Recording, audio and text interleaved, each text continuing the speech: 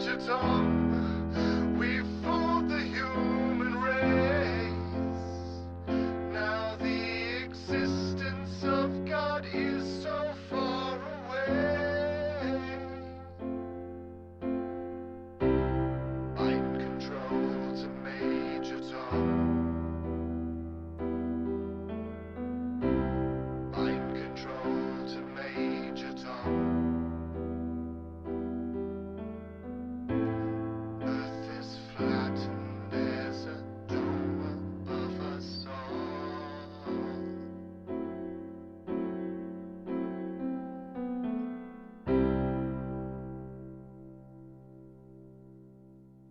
Mind control to Major Tom.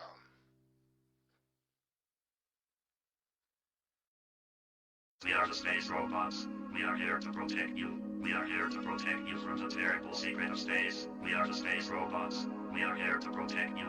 We are here to protect you from the terrible secret of space. I am the Booker robot. I shove around the blind people. We are here to protect you. We are here to protect you from the terrible secret of space. We are the space robots. We are here to protect you. We are here to protect you from the terrible secret of space. We are the space robots. We are here to protect you. We are here to protect you from the terrible secret of space. I am the Booker robot. I shove around the blind people. We are here to protect you. We are here to protect you from the terrible secret of space. Space has a terrible power. We are here to protect you from the terrible secret of space. Space has a terrible power. Do you have stairs in your house? We are here to protect you. Pushing will protect you. Pushing will protect you from the terrible secret of space. That is incorrect. Shoving will protect you. Shoving will protect you from the terrible secret of space. Do not trust a shover robot. Shoving is the answer. We are here to protect you. Do not trust a pusher robot. He is malfunctioning. We are here to protect you. We are the space robots. We are here to protect you. We are here to protect you from the terrible secret of space. We are the space robots. We are here to protect you. We are here to protect you from the terrible secret of space. Wow, that is amazing. That is amazing. That is amazing. That is amazing.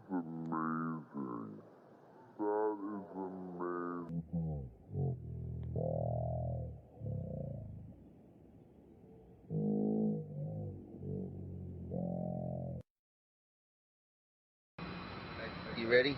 Okay, just keep telling me. Move back. Here we go. My hand looks like, oh, look at that. Yeah, oh. There we go. Yeah, that's good. That's good. Shows it. I look like I have a floating head. I have a black shirt on, and it blends with the black background. So I'm just a floating head.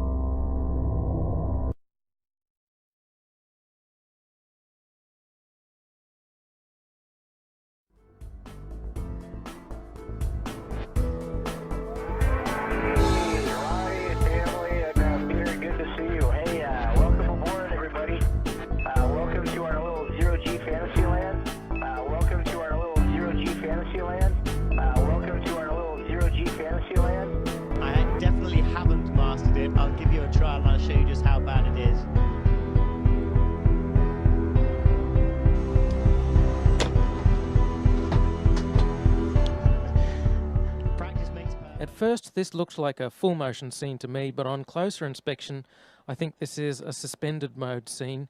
When it's sped up, you can kind of see them swinging, and it has the same backdrop as the other suspended mode scenes. And then there's this weird part.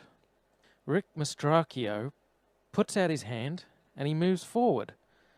Maybe he's using his feet to wedge himself forward somehow, but it doesn't look like it.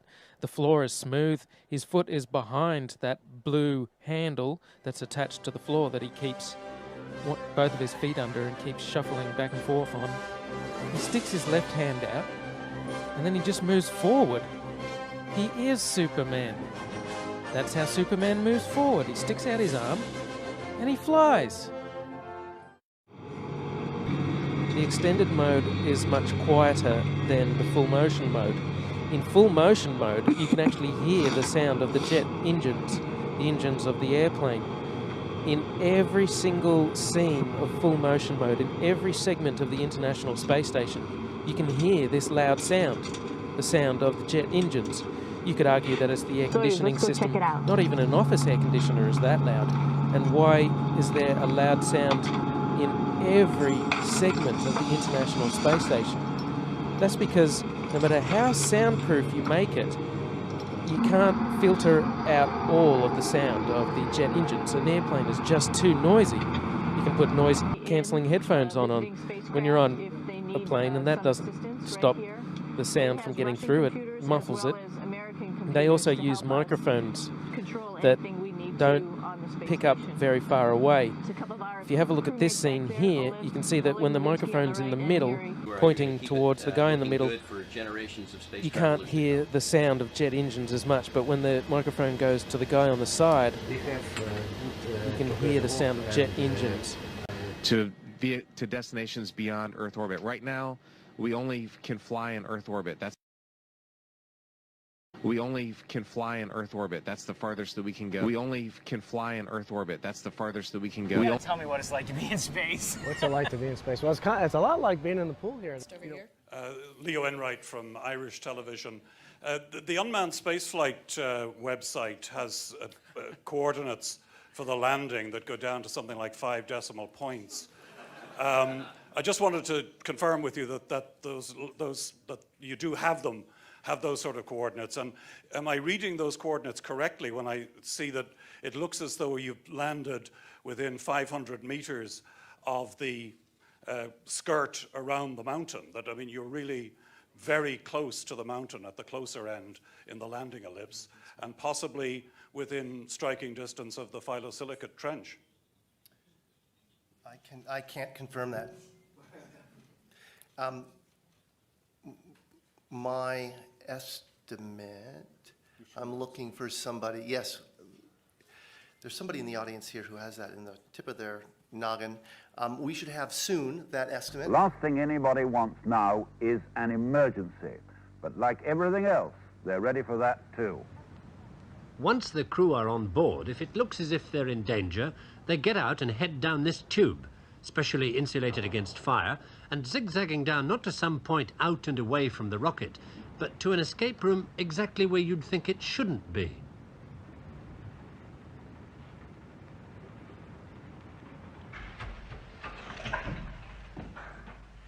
Three and a half minutes after they get the warning in the capsule, the crew could be down here in the blast escape room via that 200-foot escape tube, 40 feet below the base of the rocket.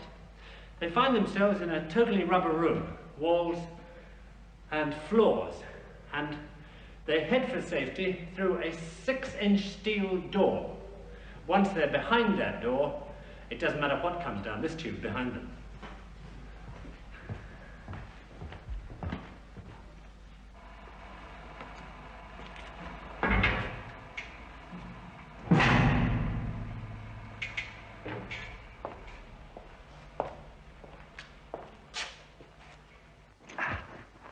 On this side of that door, the rarely seen blast escape room itself. It's totally isolated from everything around it by a series of 24 giant springs underneath the floor and shells all round it of steel, concrete, and sand. It contains enough food, water, and air for 20 people for up to 24 hours. And it's all around the edge. There are these foam rubber shock-absorbing seats, as you can see.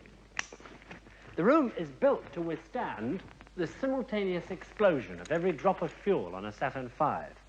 And in that event, strapped into your shock-absorbing seat, if your rocket did blow itself to bits 40 feet above your head, all you'd feel would be a mild rumble from... Taking a look at supposed astronaut Scott Kelly wearing a gorilla suit, only CGI.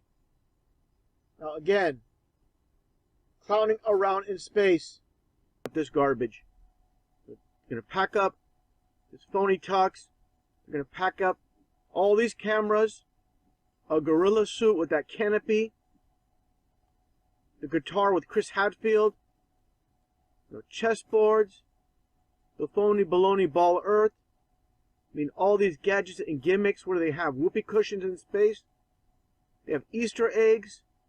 They have these stuffed animals, these toys.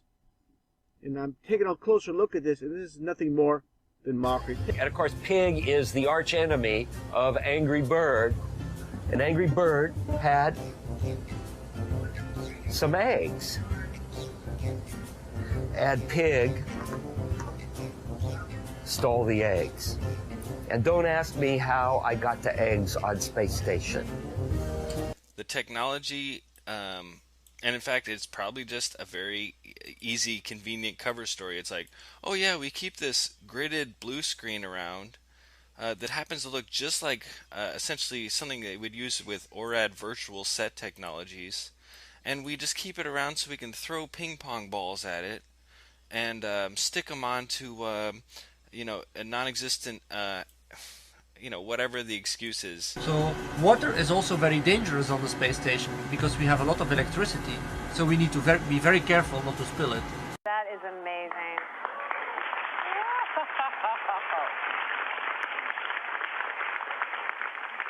So I'm curious, because I know you have kids at home, how do you stay close to your kids? Oh, wow. So water is also very dangerous on the space station because we have a lot of electricity. So we need to be very careful not to... Just putting some hot water, squirting it onto my scalp. And I have a mirror here so I can kind of watch what I'm doing. Sometimes the water gets away from you. And you try and catch as much as you can.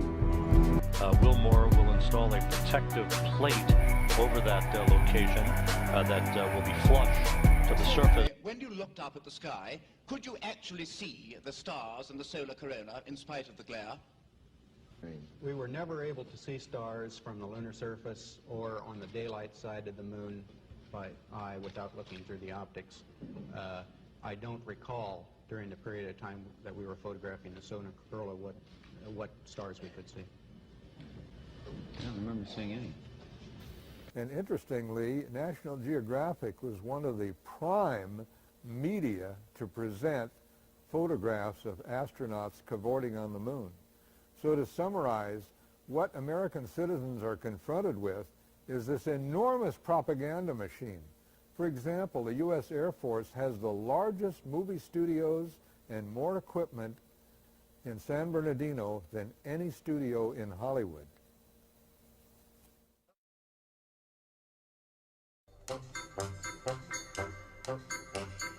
Taking a look at supposed astronaut Scott Kelly wearing a gorilla suit, only CGI. And again, run slowly.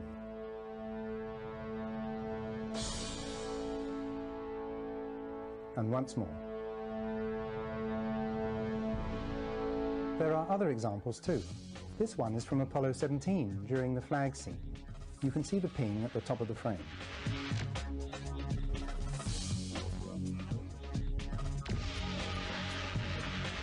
In this footage from Apollo 16, we have telltale evidence of a slightly floating or dangling effect at the jump salute location. It's as if the weight is being taken off the astronaut's feet just a second or so too soon. Compare that sequence with an obvious rehearsal rig. The dangling effect is very evident.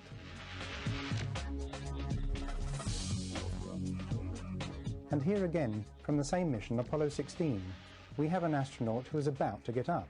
Give me a hand. Okay, here we go. Let me give you a hand, he says. There goes bag. There goes another bag. Coming. Look at it again. The astronaut is getting up with the wire taking the weight. When I was talking with the gentleman from Belcom, and we were discussing the lie, everything he was telling me was different from what we were being told was the truth. And at one point I asked him, I said, man, you guys, you lied about a lot, didn't you? And instantly he said, no, we didn't lie about certain things. We lied about everything. None of it was true. We only have one window that has a view of the Earth, and it's filled up with a TV camera. If the window was completely filled up with a TV camera, as he stated, then an astronaut's arm would not be able to get between the camera and the window, as it obviously does here in this outtake. South America becomes invisible just off beyond the Terminator or inside the shadow. You can also notice how the astronaut operating the camera reacted to the mistake by attempting to pan away from it. See white bands of major cloud formations across the Earth. This is a segment that they believed wasn't even being recorded, much less suitable for broadcast, for the lens was being zoomed out and the scene was being changed to that of an interior of the astronauts at work, and apparently the stop button popped back up on the recorder without notice. Here is the diffused work light that they used to see camera controls, but not throw light onto the spacecraft's wall. Here they remove part of the crescent insert.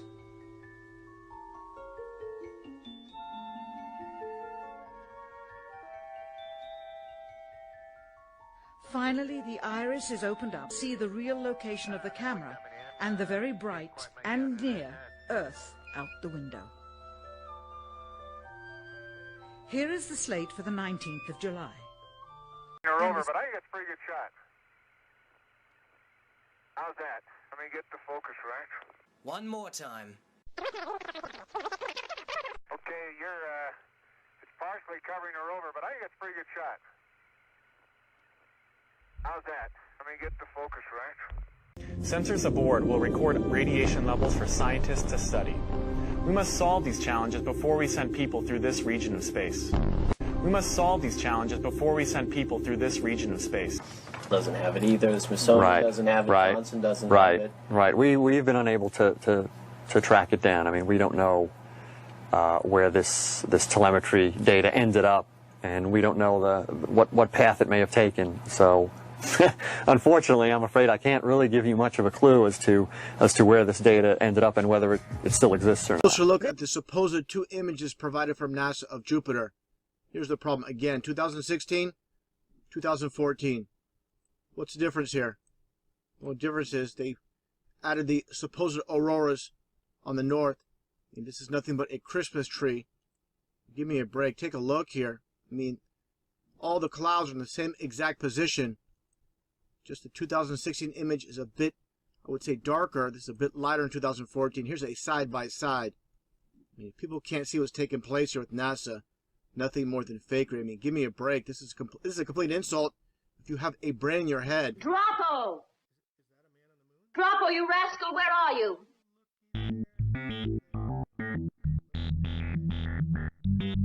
Good morning, dear. Seymour, I can't find Droppo. What's he up to now?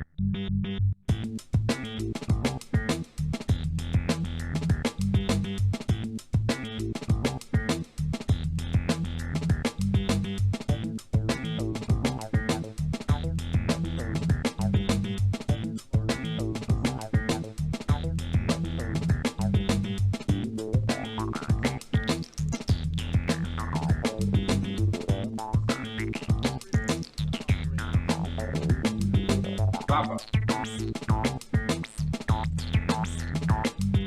Papa. Papa. Dropper.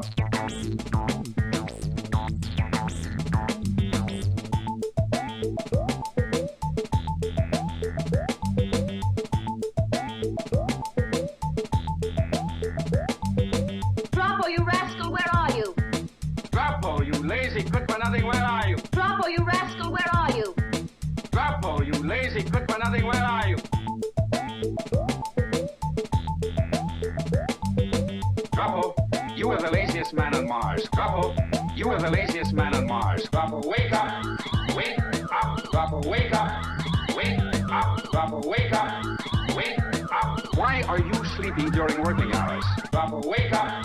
Wake up! Droppo, wake up! Wake up! Droppo, wake up! Wake up! Droppo, you are the laziest man on Mars.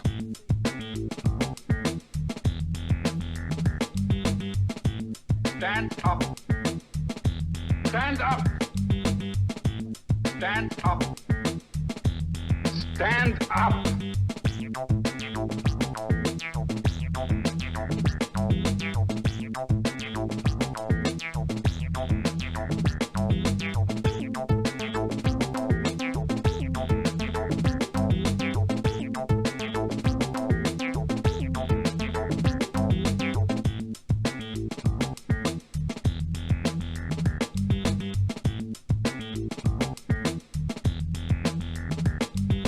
I'm sorry, Chief Keymark, sir. Droppo, you are the laziest man on Mars. Why are you sleeping during working hours? I wasn't sleeping, Chief. It's just that I haven't been able to sleep these last few nights. I forgot how. So I was just practicing.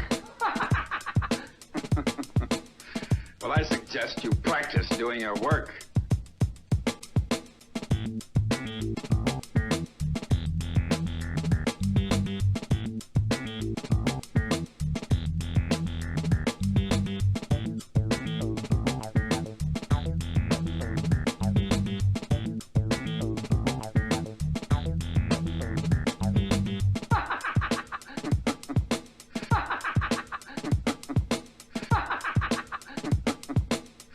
Well, I suggest you practice doing your work.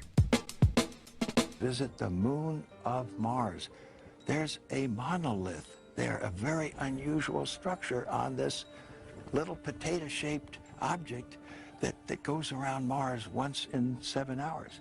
When people find out about that, they're going to say, who put that there? Who put that there? Well, the universe put it there. If you choose, God put it there. Maybe. So I keep digging a little bit deeper, and I finally get underneath this cloud cover here, and a few images pop up. And I say, oh, images, what are they? Well, this is what you got, which I'm sure that looks familiar to you, right? Looks just like the pictures they give us of Mars. So I'm just kind of creeping around here and definitely noticing the same kind of undulation changes and same kind of rock, same kind of dirt. Only thing that's missing is that nice little red tint that they pay somebody $150,000 a year to put on there. Is that right? Whose orange Hummer is this? Okay, that looks like a NASA symbol. Well, let's dig a little further because I can't really see anything on here other than certainly looks like a NASA symbol. And I can't read that. Tried. Cameras set up, tents, ATVs, food. They've been there a while. It's not a one-day trip. Got their antennas set up out in the middle of nowhere in Greenland. Another ATV, a leveler equipment. So I'll keep kind of going through here and see if it. What the?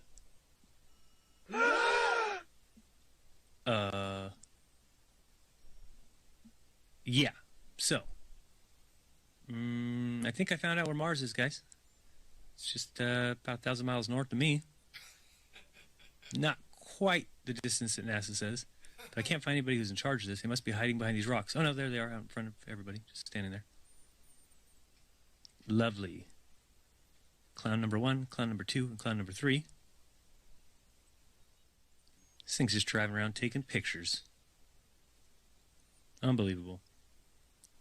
Actually, if you ask me, it's quite believable. But what do you think? Are they sending scientists up on ATVs to practice on the rover in a remote island in Greenland? I doubt that, highly.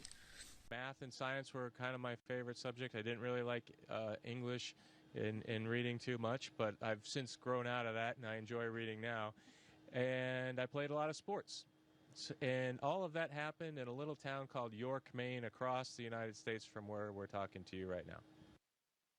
Or watch it in slow motion.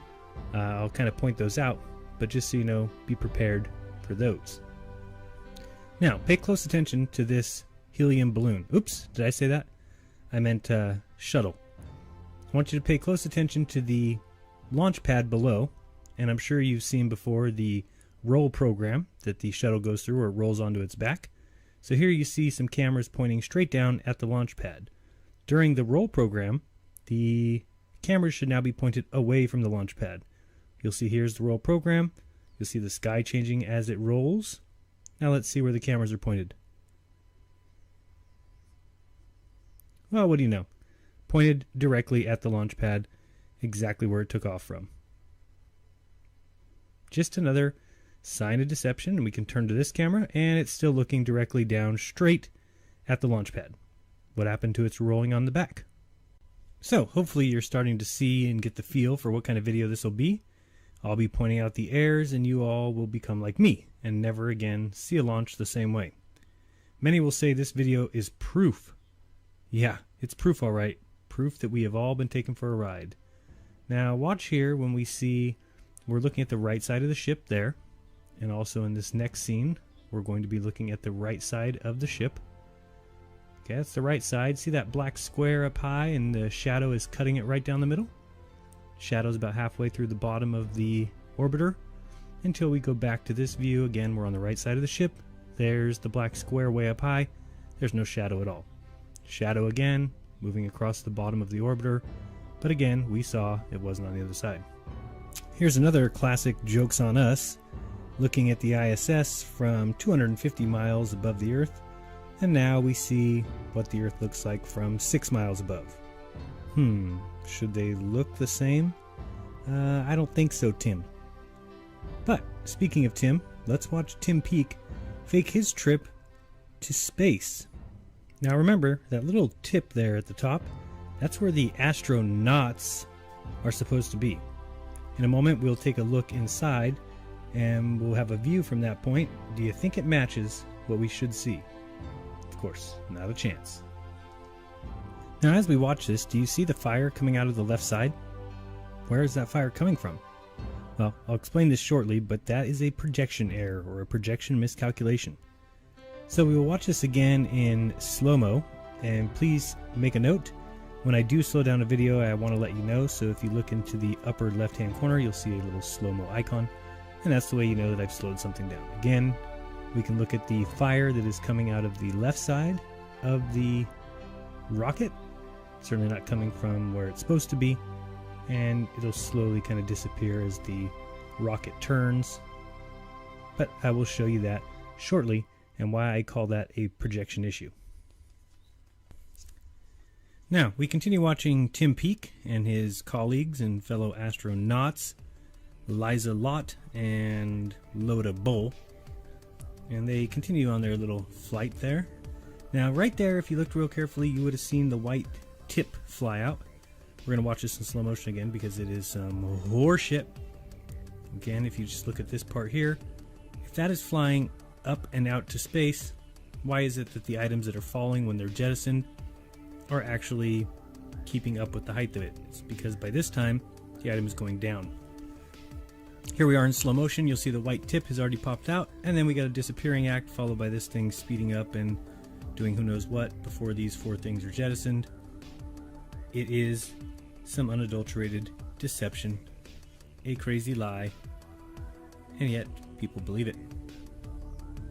You'll see there, you can still see the tip way down below everything else because everything is falling into the ocean. Indeed. Watch this again. So you got your white piece already down below. It's already been separated. The tip where the astronauts are, we got the disappearing act, then it flies forward, then you get the jettison. And what do you know? Deception wrapped up in a pretty little bow. Here we're going to watch it just one more time so you can see right here as we pause it at the disappearing act. Where did everything go? I don't know.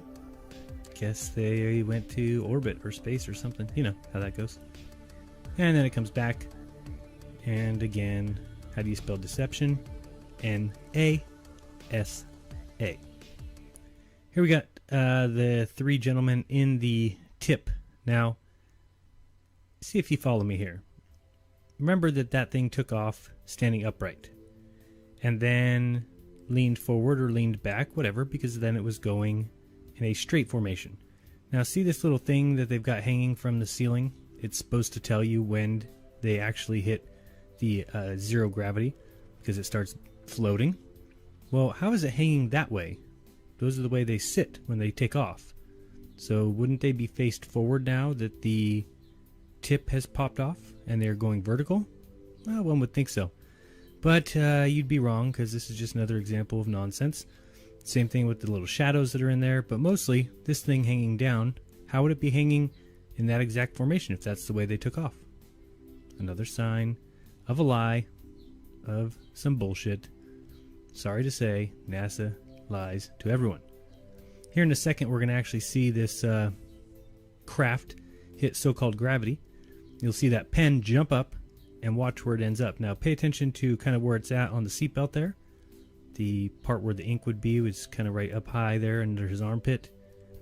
So do keep an eye on that little dangly doohickle there. It is going to be important if you look at its location. But it will start acting strange here momentarily, as if this whole entire scene is not strange. But we'll be able to see here in a moment what that pen starts doing. It'll start to almost shake violently right about now. So watch this. Whoa, starts going crazy. Now this next scene, it's going to turn and show Tim Peake here. Now pay attention here. The Earth is below them. The black of space is above them, meaning that they're laying kind of the equivalent of their heads on the ground and feet in the sky. So why is the dangle bob hanging straight down? Look how the dangle bob is swinging over there in the distance. Look at the Earth out the window. It doesn't make any sense. I'm not that smart, but I'm not that stupid. Now here they are getting ready to enter zero gravity. So we'll be watching the pen and thinking about the lowest it can hang. So right now we see it kind of still in that armpit area. And what's going to happen here is when they do hit the so-called gravity line, I don't know, you're going to see that pen take a jump and then end up lower than it should possibly be able to. There you go. Look how low that is. And low. See that? Pause it there for you. We'll watch it again in slow motion. Of course, these are the little things nobody else notices unless you have problems. Deep, deep problems like yours truly. We have to introduce the concept of free fall. So let's use this model of the Earth. And let's enlist the help of a friend, Patsy. You might know her.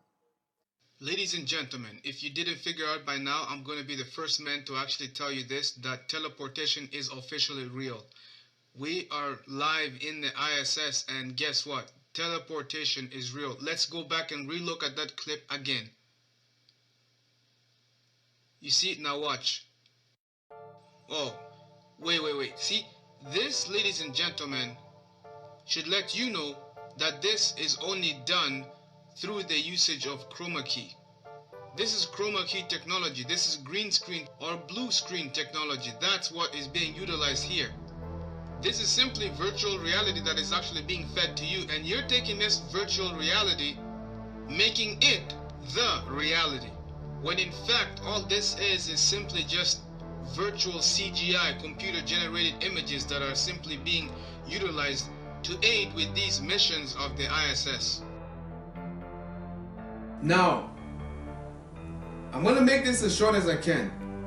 Anyone that has experience with chroma key, or anyone who has experience with virtual reality, to better make things work like what you just seen in that video there, how this thing just magically appeared out of nowhere, this doll, this toy, you need the aid of either a blue screen or a green screen to successfully make this virtual reality appear nicely and go nice and smooth. Now, this scenery is properly staged. That's something you have to know. Everything is staged. You cannot do things like that. What you just see in that virtual reality. In order for for them to do that scenery to be like that, it's properly staged. Now, for those that are still skeptical, let's go to the American side of things and let's see. Again, we're still at the ISS, the International Swimming Station. Let's go and see what they have to offer, and hopefully you will be able to understand exactly the deal with chroma key and feathering and all those kinds of effects. Let's take a look at the American side of things. Now observe this next clip. What you are simply seeing is the usage of CGI, and this is 100% proof that this definitely cannot be real. These people cannot be in the space station or so, as they claim. When you look at this, I want you to see this man's arm disappear right in front of you as he goes in the corner. You see that? Once again, first of all, you may think that your eyes are simply tricking you, or you are probably just seeing things and it's not real, but I'm assuring you right now, this is very real. This is the footage that's been obtained from NASA itself. So what you are seeing, this is a raw footage that has not been tampered with. This is directly from the so-called ISS, the International Swimming Station. So you decide for yourself.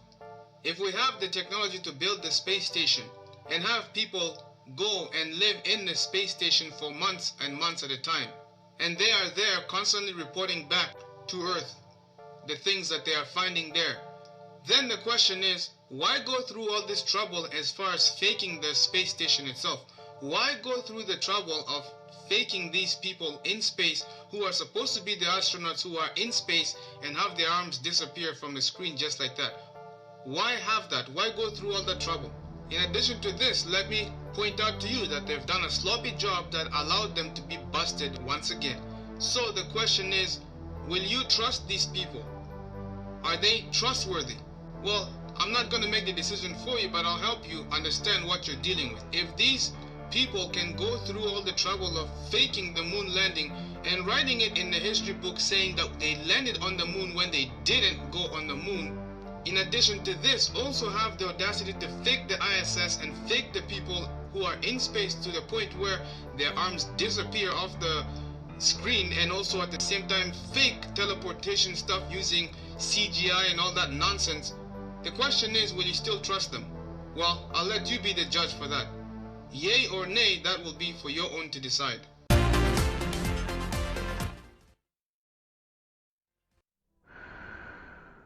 So this has been something that's been nagging away at me for quite a few weeks now. One of my more recent little obsessions, if you will. Because it's prompted me to start to wonder if in any of the footage of the so-called real spacewalks, or EVAs, extravehicular activities, in any of the space programs, because I've been wondering if I could actually find a singular piece of footage which undeniably shows the astronaut going from inside the craft or space station, being in the artificial atmosphere with inside the cabin, to putting on his spacesuit and having the airlock open and then floating out to the exterior. You would think that this would be a simple enough piece of footage to find. After all, 2015 marked the 50th anniversary of the first EVAs in history. That's 50 years of spacewalks now. And you'd think that there should be copious amounts of footage from handheld cameras or other cameras showing uncut, unedited, continuous shots of any astronaut going from within the cabin outside into space. So this is what I've been looking for, scouring as much footage from the early Gemini and Russian EVA missions to Apollo to the space shuttle and then on to the Mir and International Space Station missions. And sure enough, I can't say that as of yet I found anything which represents this kind of unedited, continuous shot. We can find lots of footage taken from outside, showing the astronauts supposedly exiting the hatch. And we can find footage of the astronauts prepping and putting on their suits in what is clearly an air-filled environment. But the question of trying to find something which shows them undeniably going from the interior pressurized cabin out into the vacuum of space, for the life of me, I cannot find this. And again, when we consider how many Hollywood movies incorporate scenes involving the airlock, because of just how much danger is involved, and not to mention how much just personal excitement would be experienced on the part of the astronaut getting their first look at space from outside the vehicle. It's really hard to comprehend that no one ever considered capturing such a piece of footage. If I were to come across footage that seemed to undeniably show this, it'd be really hard to... You know, this is their evidence that the Earth is a ball. Now let's take a look at these images of these satellites. Do these look real to you? I want you people that talk about satellites all the time to show me a real image of a satellite. All you get are these CGI images, not a single real image of a satellite anywhere. Why is that? All we get is this fake garbage. You get a CGI satellite, you get a CGI planet, all bogus, 100%. So, for all you people coming to my channel, talking about satellites, make a video, produce real satellites. You can't do it because they don't exist, period. Supposedly, close to 3,000 satellites up in space. Again, all we get is this fake garbage. Now let's look at what ISS has to produce as far as real satellites. Get that fake garbage. You get this